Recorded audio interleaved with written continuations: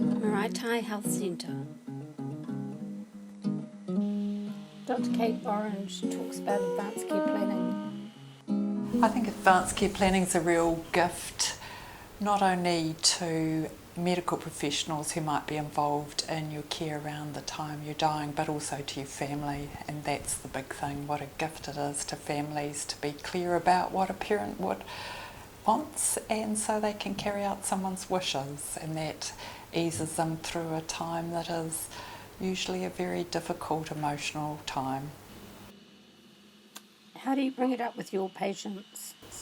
I turn my radar on, and when somebody mentions that they've got a friend who's unwell or a parent, I say, have you heard about advanced care planning? But I'm also trying in my practice to normalise talking about advanced care planning, just like I talk about future health, with asking people how much they drink alcohol and how much they smoke, and just putting death right in with life, to say that actually it's good to talk about death and what we'd like, because death is not an optional extra to our life. We're all going to have to die. And in general practice, you're in a really unique position where you've built up a relationship over many decades with people. And it was interesting when I first started talking about advanced care planning, I'd known people for, over 25 years, but we'd never talked about it. And so I'm really trying to start pushing things forward and starting a conversation. It's not something you can possibly do amongst a 15-minute appointment. It's starting the conversation. What kind of things do you say to your patients? So what I do is I bring it up, say, have you heard about it? Would you like a brochure? And gauge interest, and then if somebody's interested in taking things a little bit further, give them the reading material and ask them whether they'd like an appointment with our practice nurse to discuss things a bit further. And would they like a reminder in about a month to have a call from the practice to see how things are going?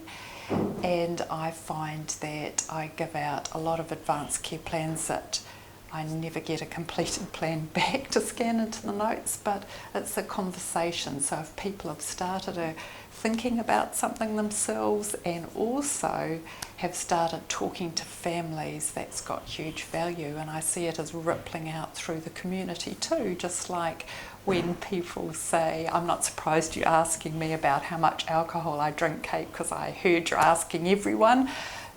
Once you get that momentum going, people will feel much more comfortable about this. But actually getting things written down onto a piece of paper that we can scan in is very difficult for most people, I find, including members of my own family who I've championed advanced care planning to.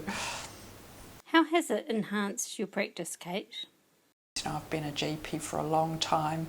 I've got older, my patients have got older, but by golly, they're rewarding conversations to have. People are very grateful, but it's also really great, fulfilling, rewarding general practice. I think it deepens a relationship with a patient to actually have these conversations about death. And we talk about a whole lot of different things. Why aren't we talking about death? It's a really important conversation. It's really rewarding for both sides of the conversation. Have you done advanced care planning with your own family?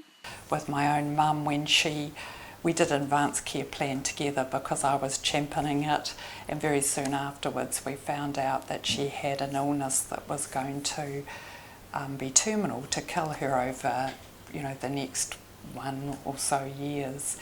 And she said to me, Kate, did you have an inkling of this when you said we should do an advanced care plan? And I said, no, Mum, I didn't at all. This has caught me from left field as well.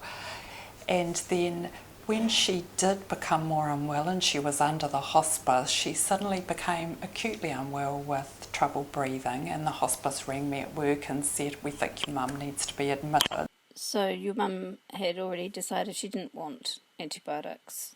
Mum was really clear. She just said to the doctors, no, I've already done all that thinking. I've brought in my plan with me.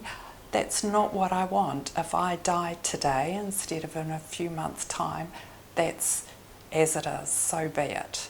I was sitting there not saying anything, not wanting to interfere, but she was so strong and clear because she'd already done her advanced care plan, including thinking about such a scenario, even when she didn't know that actually that scenario was going to come up in the future. Whereas if we'd hit the hospice and she'd had to do all that thinking just then, it would have been really hard. So she actually got better and came home and lived another 2 months. And that's life. But she was quite clear in her decision, and that was so helpful for all of us because we knew we were supporting her in what she wanted to do and what she'd already decided. Thanks to Dr. Kate Orange, her family and her patients. www.myacp.org.nz. This video was produced by the Health Quality and Safety Commission's Advanced Care Planning team.